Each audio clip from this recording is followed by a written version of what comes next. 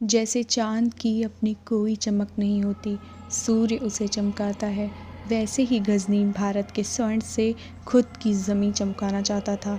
अपनी इस ख्वाहिश को पूरा करने के लिए, मध्य एशिया में अपने क्षेत्रफल का विस्तार करने के लिए, भारत को अंदर से खोखला करने के लिए महमूद गज़नी ने 1, 2 या 3 बार आक्रमण नहीं किया, बल्कि 17 बार भारत को लूटा। गज़नवी ये वो नाम है जिसने आज से 1000 वर्ष पूर्व भारत की रूह को कँपकँपा दिया, सोने की चिड़िया के पंखों को उखाड़ कर फेंक दिया। इस कहानी की शुरुआत 10वीं सदी के अंत में हुई, जब मध्य एशिया में समानी वंश के बाद गज़नवी वंश ने अपनी पकड़ जमाई। इस वंश की नींव अलप्तगीन ने रखी थी।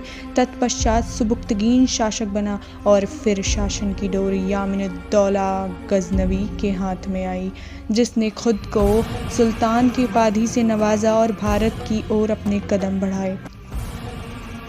शुरुआती आक्रमण के दौरान उसने हिंदू शासक जयपाल को पराजित किया, वो जयपाल जो पराजय के अपमान से आत्महत्या कर बैठा। जयपाल आनंदपाल दोनों को क्रम से पराजित करके वह हिमालय के तराई क्षेत्रों को पार करते हुए यमुना नदी को भी पार कर गया। फिर उसका सामना बुलंदशहर के राजपूत शासक से हुआ। गज़नी उसकी शक्ति को भी कुचलकर जैसे ही आगे बढ़ा, एक दूसरा राजपूत मथुरा नरेश गोकल द्वितीय उसके सामने खड़ा हो गया। एक ओर घुड़सवार गज़नी सेना तो दूसरी ओर राजपूत हाथी सेना। एक पल के लिए लगा कि ये हाथी गज़नी सेना को कुचलकर रख देंगे, पर नहीं, रफ्तार के आगे शक्ति को झुकना पड़ा, राजपूतों को पराजित होना पड़ा। मथुरा वृंदावन को खोखला करने के बाद, कन्नौज को पूरी तरह ख़त्म करने के बाद, कन्नौज के शासक को राजधानी छोड़कर भागने पे मजबूर करने के बाद गज़नी वापस चला गया। पर अभी उसका आतंक ख़त्म नहीं हुआ। वह बार बार आया। जब तक उसने खजाने से अपना मन भरा नहीं, तब तक वह आता रहा।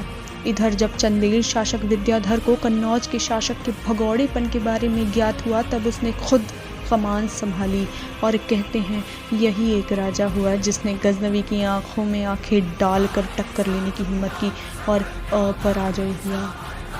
मथुरा वृंदावन को लूटने के बाद भी स्वर्ण से उसका मन नहीं भरा था। नतीजन उसने 1025 में अपना 16वां आक्रमण राजा भीमदेव के क्षेत्र सोमनाथ पर किया। सोमनाथ मंदिर को तोड़ डाला, हिंदू देवताओं की मूर्तियों को अपने पैरों तले कुचल दिया, गुल्लक की भांति मंदिरों को फोड़कर सारा खजाना अपने साथ ले जा ही रहा था, पर रास्ते में उसे जाटों ने रोक लिया।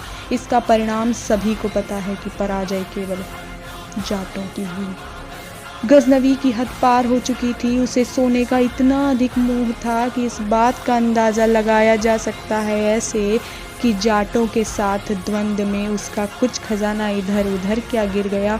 मात्र इस बात का बदला लेने के लिए वह 1027 में एक बार फिर भारत आया और अपना अंतिम 17वां आक्रमण जाटों के विरुद्ध किया। ये था गज़नवी, जो स्वर्ण के साथ ही सोता था। उसके कार्यों ने उसे इतना पागल बना दिया, जिस स्वर्ण के लिए वह पूरी जिंदगी भटका। जब उसकी कल्पना से भी अधिक खजाना उसे प्राप्त हुआ तो वो पागल सा हो गया। भारत की अंतिम लूट के बाद वह मात्र 3 वर्ष जीवित रहा।